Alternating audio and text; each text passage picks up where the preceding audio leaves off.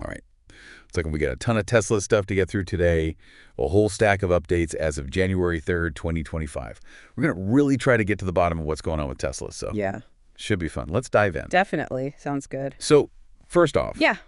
hydrogen fuel cells. Mm.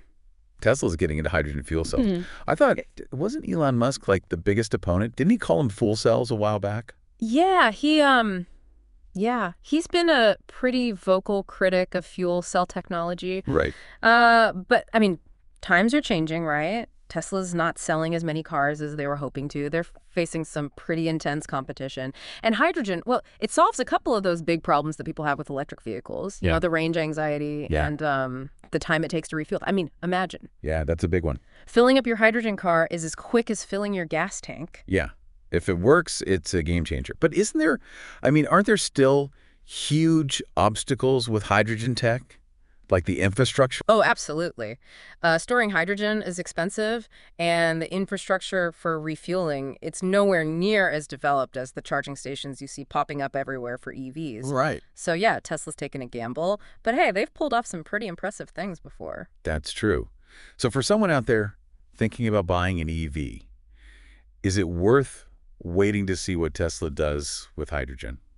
Rough call. Yeah, tough call. Okay, well, let's talk about Tesla stock then, because that's been kind of a wild ride too. It has. It's taken a bit of a dip, hasn't it? Yeah, the stock's been down lately, lower than expected deliveries in the last quarter of 2024. So Right. not great news for investors. But then you've got this analyst, George Gianrikas from Canaccord, Right. raising his price target to, what was it, $404? Yeah, $404. Quite a jump. Yeah. So what does he know that the rest of us don't? Well, he's looking past the immediate hiccups. You know, he thinks Tesla has got massive growth potential still, and that these setbacks are temporary. He's excited about their new products, like the Cybertruck, Yeah, of course. obviously, and their work on AI and their energy storage solutions. I mean, those are the things that could make Tesla a true, giant in the long run.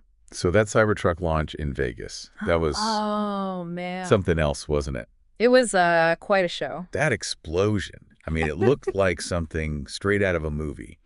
But Elon Musk, he spun that whole thing, didn't he? He did. Made it into a marketing, almost like a positive thing. It's kind of amazing how he used social media to turn what could have been a disaster into a testament to the Cybertruck's strength, He said it contained the blast. Right. And to be fair, the authorities did say it was caused by something external, like fireworks or something in the truck bed, not the truck itself. Right. But still, I mean, even if the outside looked okay, what about all the systems inside? Yeah. Good question. I mean, who knows what kind of damage that blast did to the electronics and everything. Right. That's something we'll have to wait and see, I guess. It's clever marketing, but Yeah. yeah, you got to wonder. Mm-hmm. But even that Cybertruck explosion, I feel like it kind of gets overshadowed by this other news, which is that Tesla's deliveries, they're down for the first time ever. That's a big deal, isn't it? It's a huge deal. I mean, this is the first time they've seen an annual decline. So what's going on? Why is this happening? Well, a few things, probably. The economy's not doing so great. Interest rates are up, so borrowing's expensive. And some places have been cutting back on subsidies for EVs. And then there's the competition. Right.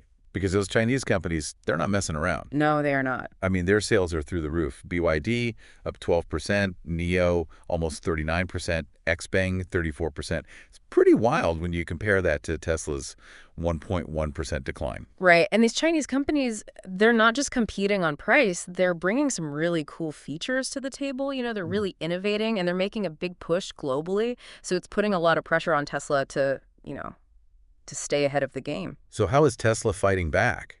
Well, we're seeing price wars, definitely. Right. And they're offering incentives to buyers, and they're trying to ramp up production. But also, they're really pushing their self-driving technology and their energy storage solutions. I think long-term, those could be the things that give them a real advantage.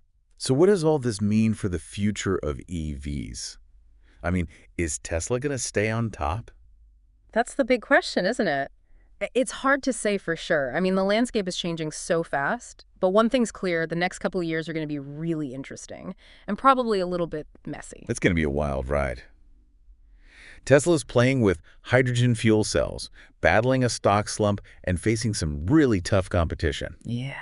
Will they hold on to their EV crown? Or will a new champion emerge? What do you think? Something to think about. And we'll be back soon to dive into another fascinating topic.